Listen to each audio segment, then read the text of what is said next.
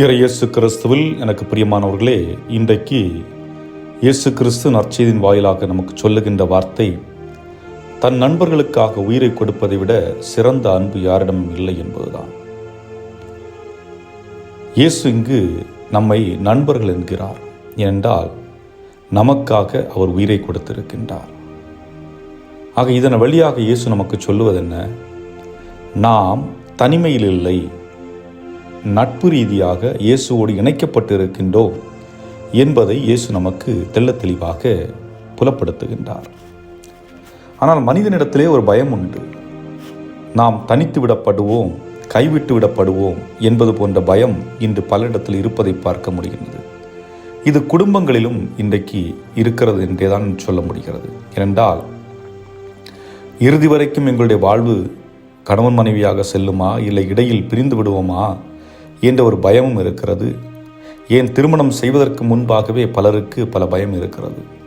ஒருமுறை ரயிலில் பயணித்து கொண்டிருந்த பொழுது சில இளைஞர்களும் இளம் பெண்களும் பேசி கொண்டிருந்தார்கள். அப்பொழுது ஒருவர் ஒரு பெண்ணிடம் கேட்டார், நீ எப்பொழுது திருமணம் செய்ய போகிறாய்? உன்னுடைய நண்பர் திருமணம் செய்து விட்டானே என்று கேட்டபொழுது அவள் சொல்லுகின்றாள், திருமணம் செய்துவிட்டு கோர்ட்டு வாசலில் போய் நிற்கிறது யாரு?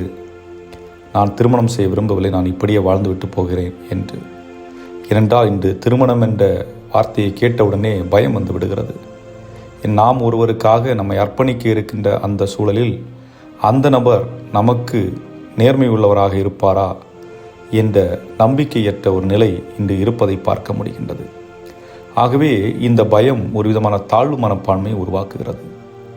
ஆகவே தான் ஆண்டவர் சொல்லுகின்றார், அவர் நமக்கு நட்புறவை ஏற்படுத்துகின்ற பொழுது அதன் வழியாக ஆறுதலையும் பாதுகாப்பையும் கொடுத்து சொல்லுகின்றார், நீங்கள் என்னை தேர்ந்து கொள்ளவில்லை, நான் தான் உங்களை தேர்ந்து கொண்டேன்.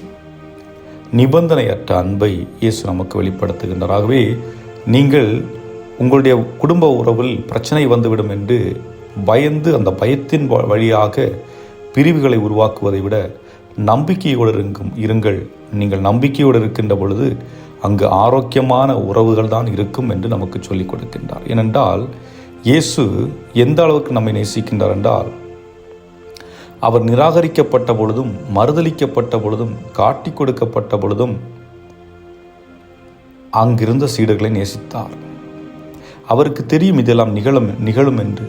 ஆனால் அந்த சூழலிலும் அவர் அந்த சீடர்களை அன்பு செய்து கொண்டிருந்தார். தன்னை என்னதான் நீங்கள் செய்தாலும் என் அன்பு உங்களுக்கு ஒருபோதும் குறையாது என்பதை வெளிப்படுத்தினார். ஆனால் இன்றைக்கு நம்மில் பல மனிதர்கள், நானாக இருக்கலாம், நீங்களாக இருக்கலாம், ஆழமான உறவுகள் ஏற்படுவதை நாம் விரும்புவதில்லை. நம்மோடு நெருங்கி வருகின்றார்கள் என்றால் அவர்களை உதறிவிட்டு தப்பிப்பதற்கு முற்படுகின்றோம். காரணம் என்ன? பயம். எங்கே ஒரு நாள் இவர்கள் நம்மை தனியாக விட்டு தவிக்க விட்டு சென்று விடுவார்களோ என்ற பயம், தனிமைப்படுத்தப்பட்டு விடுவோம் என்ற பயம். ஆகவே அன்பை ஏற்க மறுக்கின்றோம். அன்பு செய்ய வருகின்றவர்களை தடுத்து நிறுத்தி நம்மை தற்காத்து கொள்ள முற்பட்டு சுயநலவாதிகளாக இருக்கின்றோம். இந்த சூழல் நாம் புரிந்து கொள்ள வேண்டியது என்னவென்றால், இயேசுவின் அன்பின் மீது நம்பிக்கை வைத்து விசுவாசம் கொண்டு குடும்ப வாழ்வில் இணையுங்கள். நிச்சயமாக இறைவனுடைய அருளும் ஆற்றலும் உங்களுக்கு நிறைவாக இருக்கும். இயேசுவினுடைய நண்பிகளாக வாழ்வோம். அதோடு அத்தகைய நல்ல பண்புகளை கொண்டவர்களாக நாம் நம் பணியை தொடருவோம். இறைவன் உங்களை நிறைவாக ஆசீர்வதிப்பாராக. ஆமென்.